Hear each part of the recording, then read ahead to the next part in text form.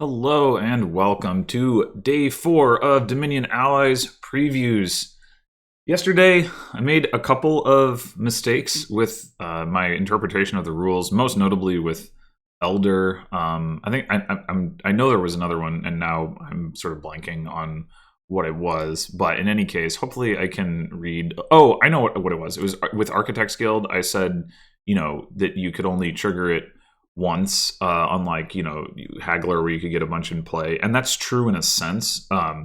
You can't gain, if when you buy a province, you cannot spend 8 favors to gain 4 king's courts. But you what you can do is you could buy a province, spend 2 favors to gain a king's court, spend 2 more favors to gain a gold, spend 2 more favors to gain a duchy. Well, not a duchy because that's a victory card. I don't know. I was just trying to laboratory, whatever.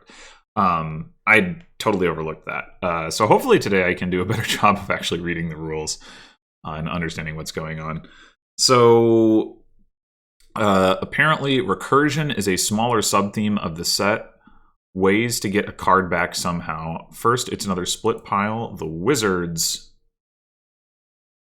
So we have Student, Conjurer, Sorcerer, and Lich. So we now officially have Gandalf in Dominion. Very exciting. So Student is a 3-cost action wizard liaison. Okay, I didn't actually know that we were going to have split piles that were also liaisons, though I guess it makes sense that we would. So Student, +1 action. You may rotate the wizard. Trash a card from your hand. If it's a treasure, +1 favor, and put this onto your deck. Okay. So it's a non-terminal trasher. It top decks itself. It doesn't do that if you trash an estate. So that's interesting because from a thinning standpoint, being able to top deck itself is good. Like, you get more trashes in, but then what you want to trash the most is estates, and you don't get that effect if you trash an estate. And that's presumably sort of the tension that's designed into the card. You also don't get the favor, which of course could be pretty relevant as well. You still are going to want to use this to trash estates if you have no other option, but it might be that that in general you would prefer to combine this with an estate trasher, like scrapper, salvager, or broker, if it's available, and use this primarily as a copper trasher. You could definitely see that being the case. How good it is as a copper trasher, of course, is going to depend on the favors, on the ally and what you can spend the favors on. So that's going to be complicated to evaluate at this point, but it's actually there's a kind of funny interaction with oh, wait, no, you have to gain a card costing 3 or more to trigger Band of Nomads. Okay, never mind. I was thinking if you could play your Student, you top deck it, you trash a card, you top deck it, and then you trigger. You still could trigger Band of Nomads. It would just be pretty hard to do in the first shuffle, but you draw the Student with the Band of Nomads, with using the favor that you just gained. You gain a card costing up to 3. You spend the favor to draw a card. You draw the Student again, and then you get to trash again with the Student in the same turn. That'd be kind of funny. But yeah, this seems. As trashers go, if you compare this to say Forager, I think it looks worse. It doesn't give you a coin. It's I guess it's not necessarily worse at trashing estates. It can be. Forager depends on, if there's already treasure in the trash, then Forager is going to be better at trashing estates. But if there's not, then it's the same.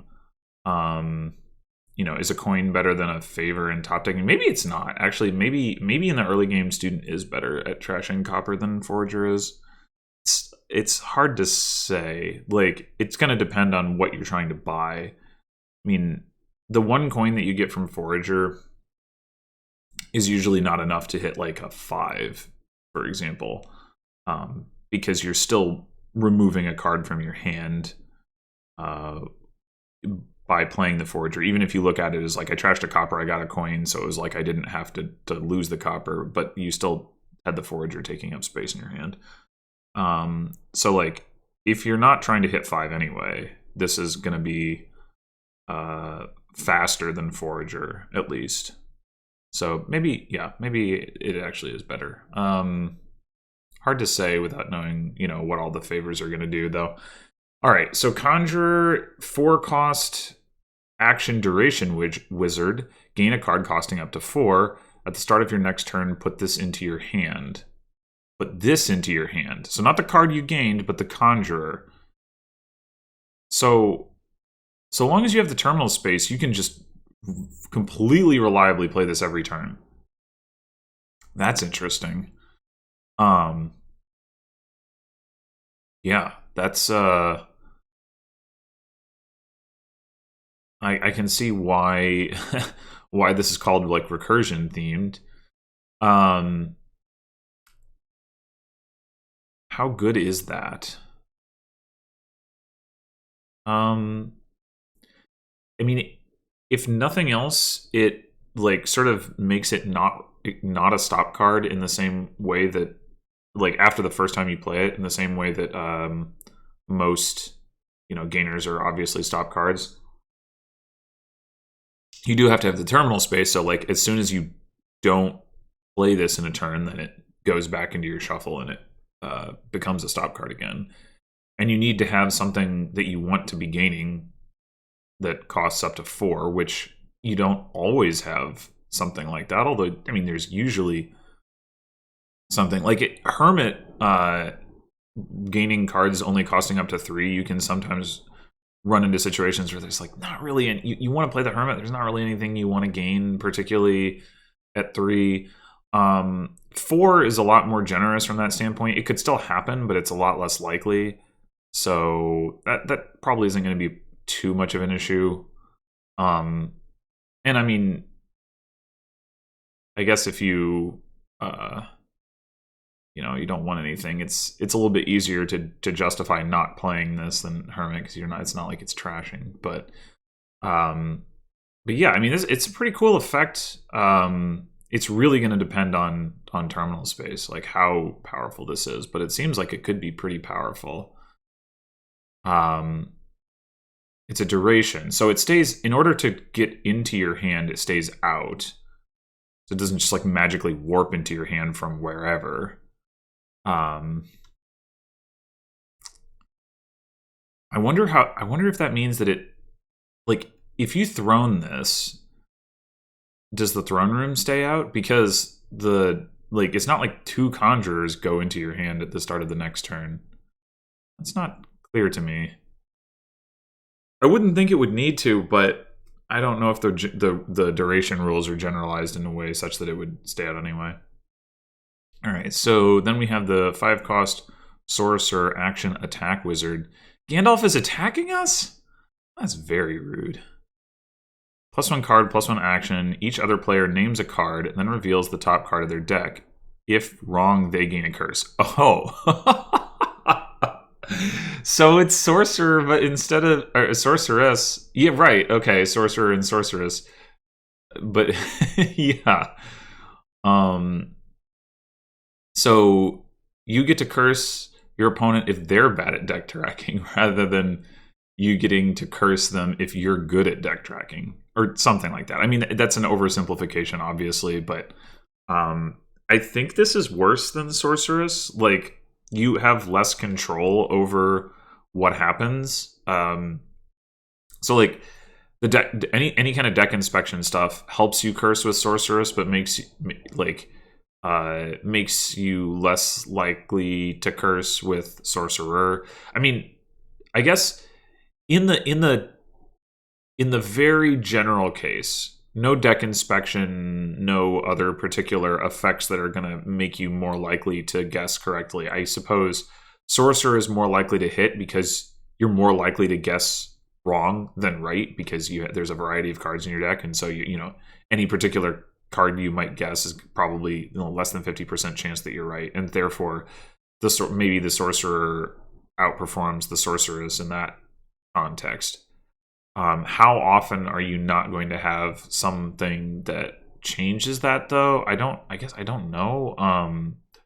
That's really hard to say, but and maybe the comparison isn't really that important anyway. But yeah, I mean, there are definitely going to be situations where, like, if you're playing with Chariot Race or Scrying Pool or any other kind of like thing that inspects the top of your opponent's deck, where this card is going to get potentially a lot worse, or at the very least, it's going to be very important to play it like as soon as possible so that you don't give your opponent the information where they can just block it for the rest of the turn. I mean, with Scrying Pool, you can always choose to discard, of course, but you might not want to if you find an estate on top or whatever. So yeah, I mean, another unreliable cursor. How good is that going to be? How good is Sorceress going to be? I don't know. I haven't managed to play with Sorceress in the previews, so it doesn't look amazing to me. I don't think either of them look amazing, but I mean, they'll probably do something. They are like it's going to take a while to get to them. The comparison, of course, remains with Familiar. It's going to take a while to get to them, but they do at least not require the potion investment, which is nice. Don't really see how this fits with the recursion theme. I mean, maybe it just doesn't. So then we've got the 6-cost action wizard Lich, plus 6 cards, plus 2 actions, skip a turn. Okay, people were speculating that the word skip was, which showed up in the set, might refer to skip a turn, and here you go. When you trash this, discard it and gain a cheaper card from the trash. Wait, oh. Okay.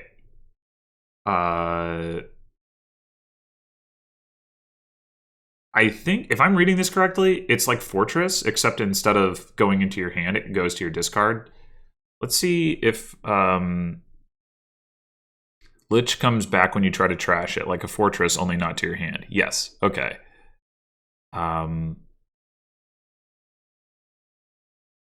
Yeah. So also Donald X's preview blurb mentions student goes on top of your deck when it trashes a copper. You can play it multiple times in the same turn.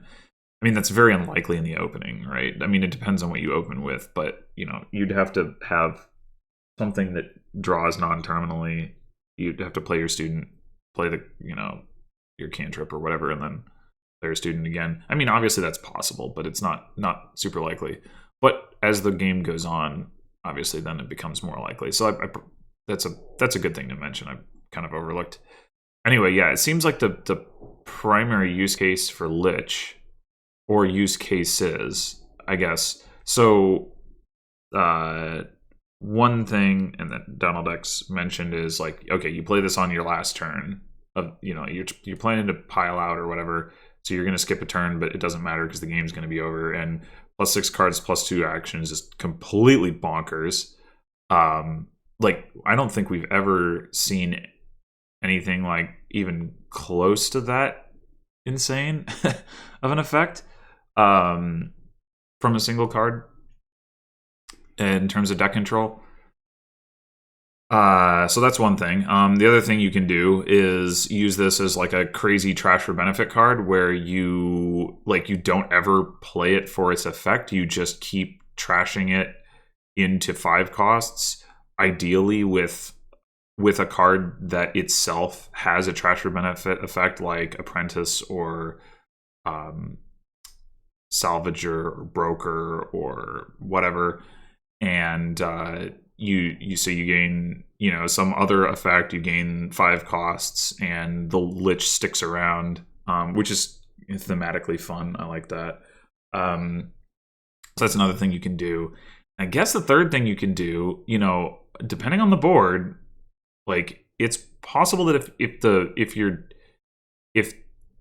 the the board is such that your deck is very like uneven in power level. Like it could be worth playing the Lich in order to like have a really good turn followed by like absolutely nothing, as opposed to trying to have like more even turns. Incidentally, I mean, I would think I don't know that this is this isn't addressed, at least in the preview text, so I could be wrong about my interpretation of the rules here, but here would be my assumption about how this works. And hopefully we'll find out soon if this is valid. My assumption would be, so skip a turn means you're still going to draw 5 cards and have them in your hand, and then when it, like at the end of your turn, after your during your cleanup, and then your opponent's going to take a turn, and then you're going to just basically move right to your cleanup phase. You're going to discard those 5 cards, draw another 5 cards. Your opponent's going to take another turn, and then it's going to be your turn. That would be my assumption. If that's true, then it would also stand to reason that you could combine this with a card like Voyage, which, like, the Voyage turns, not very exciting anyway. Or Mission. You could play this and then, play Voyage or buy Mission, and then you skip your Voyage or Mission turn. That's not ideal, but it might be worth it, like, if you are able to have like a really good primary turn as a consequence of it. Another question, if you play multiple of these, do you skip multiple turns? I would assume so. So that's something to watch out for. But yeah, I mean, I think combining it with extra turn effects, Voyage, Mission, maybe Outpost. Outpost, like, usually an Outpost turn, you're not going to want to skip that way, I suspect. Like, if your opponent also has an Outpost, then, like, you're still basically actually skipping a turn, I think. Because on most boards, Outpost is worth investing in at all. It essentially is a full turn at least most of the time, and so it's a real lost turn in a way that I think Voyage mostly is not going to be. Mission, that depends. Like, there are going to be boards where your Mission turn is really good, like, oh, I can dominate on my Mission turn or whatever, like.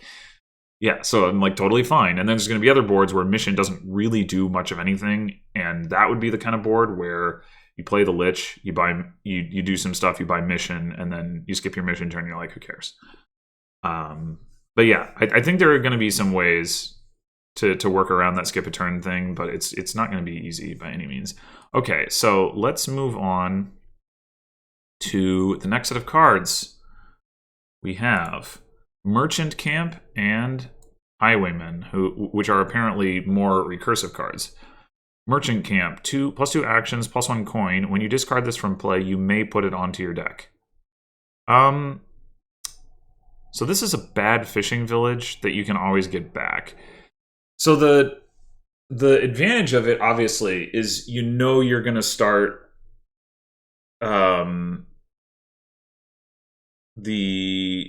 your next turn with at least one village effect. What's not actually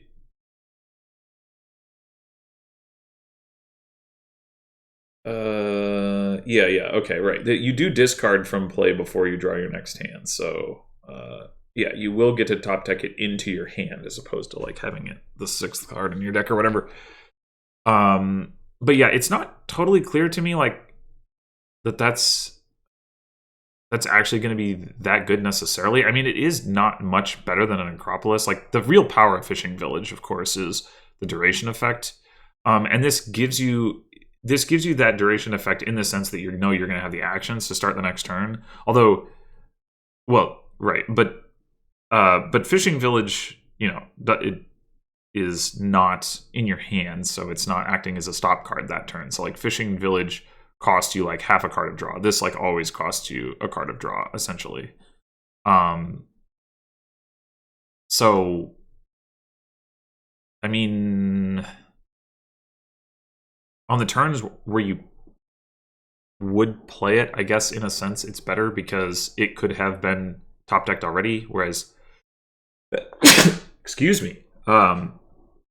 Whereas Fishing Village would, you would have to find again. So yeah, I mean, I definitely think it will be useful. I don't think you're going to want a ton of these because, again, the stop card nature of it. And if you do, like, you would want to top deck maybe at most one or two of these, depending on the exact composition of your deck. If you get more of them, then they're, Necropolises that make a coin, like, not great. I mean, sometimes, that's what you got to do. And if the draw is, hunting grounds or something, like, then, it might still work out. But it's, yeah, it's going to be, if this is the only village, it's going to kind of suck, is my, my expectation. But having one of these in your deck, I think, I wouldn't be surprised if on many boards having one of these in your deck is really good, and then like the more of them you need to put in your deck, the worse the situation looks. All right, Highwayman is a 5 cost. Start of your next turn, discard this from play and +3 cards. Until then, the first treasure each other player plays each turn does nothing. Okay, so it is.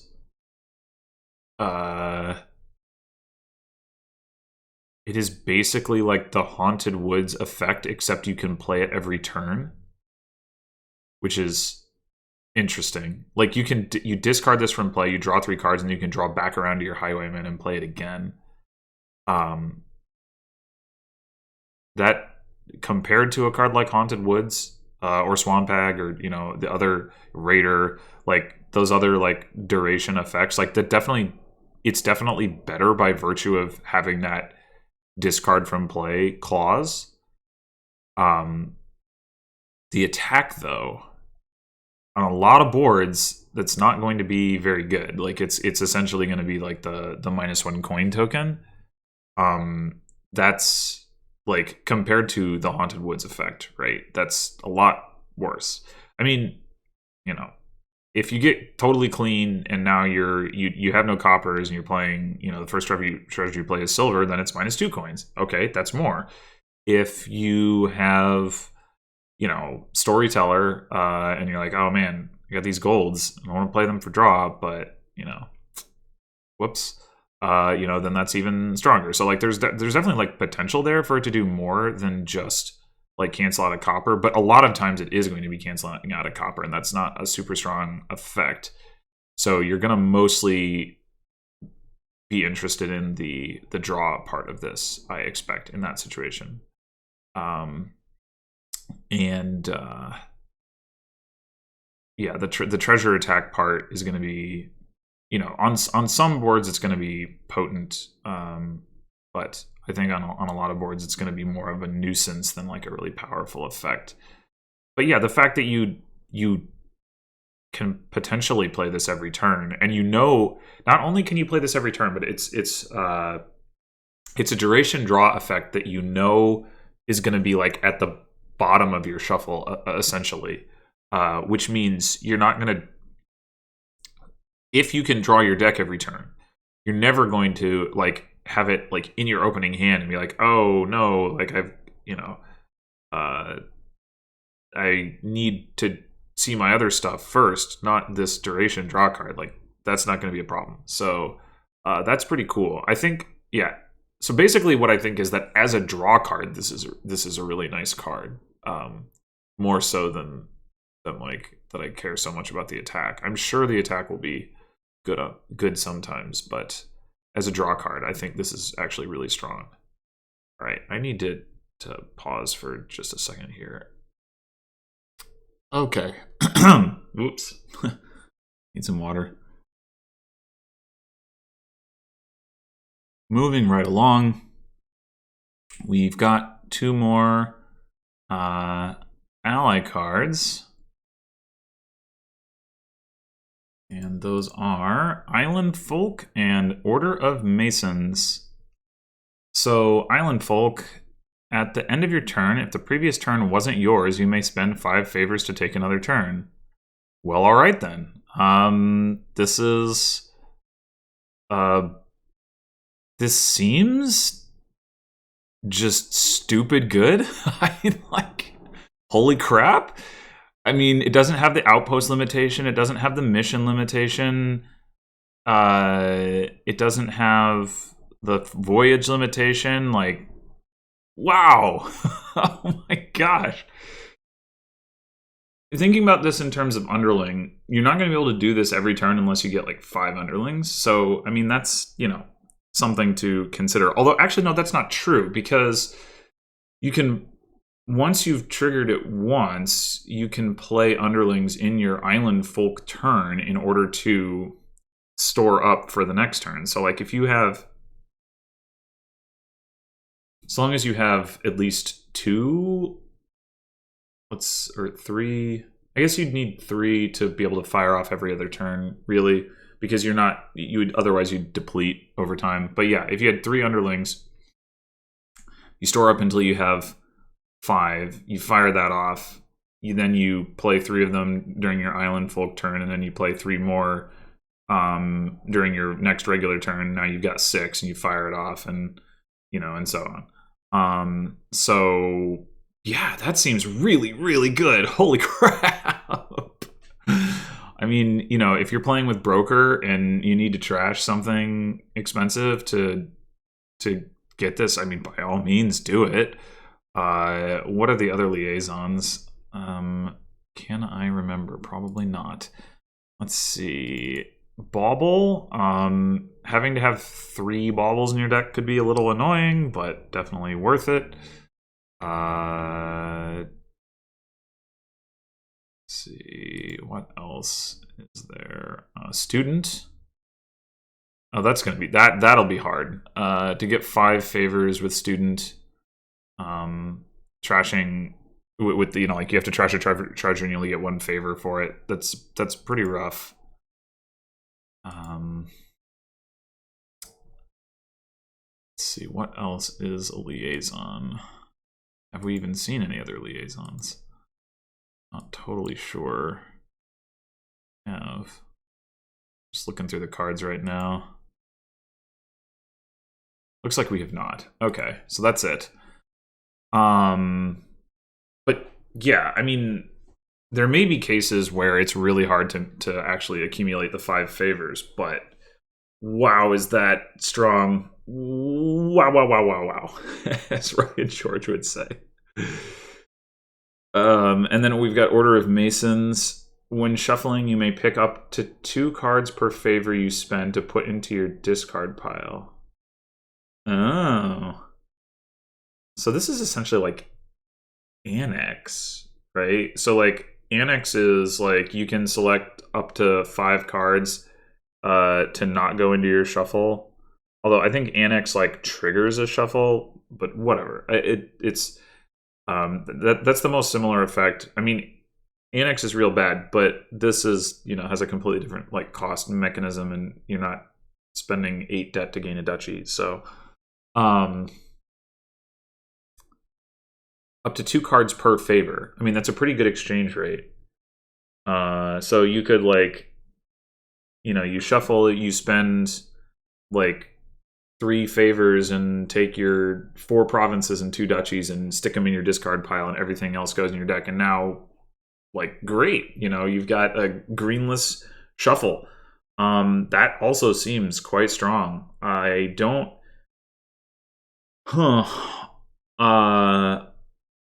Depending on how fast you can accumulate favors, I mean, even in like relatively early game, like you could use this to like be seeing your good cards just like constantly.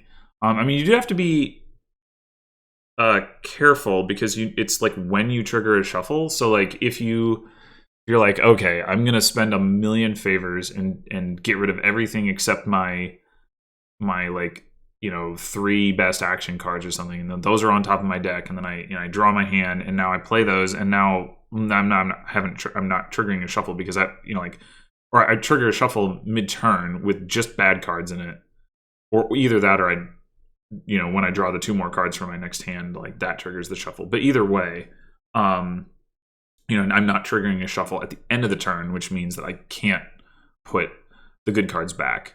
Unlike the way that Annex works, where you like force a shuffle to occur. So I guess what I'm thinking is that like you want to be paying close attention to like how many cards are going to be in your shuffle, so that you can like play your good cards, get close to triggering a shuffle, stop, and then that all gets discarded, and then you trigger a shuffle, and then you pick all your good cards again and put them, you know, on top again, essentially. But you know, well, I mean, it doesn't actually work that way. It works the other way around. You take out the bad cards, but whatever. The point is, like, you're going to need some pretty careful shuffle management to like really make the most of this. But I think the effect is quite strong. This definitely seems like something that's worth investing in favors for. Like, if you even just think of the simple case of like Hireling, for example, or not Hireling, Underling. If you open with like Underling and like a good Trasher, like 4-cost Trasher, like Bounty Hunter or Priest, you can hold out, like, you know, just by accumulating like 1 or 2 favors early, plus the favor that you start with, you can hold out enough cards from your shuffle that you can guarantee that you don't bottom deck your Trasher, for example. So that, you know, because the exchange rate is so good. So like, in fact, you can do it right after the initial shuffle. You have start with 1 favor. So you buy your 2 openers, you then pick out like, I don't know, depending on what Trasher you get, whether you're going to want like Estate Copper or Copper or Estate, but either way, you pick out those 2 cards and you have a 10-card shuffle, and you are guaranteed to see your opening buys. So yeah, that seems really good. These both seem really good and better than most of the other ones that we've seen, maybe. Not totally sure, but they certainly both seem really good. I like them, and I want to play with them. All right, well, that will do it for today's previews. Thanks for watching, and I will be back tomorrow with the final day of previews. And in the meantime, you can check out these previews as well as the previews from the previous days on the online client. So until tomorrow.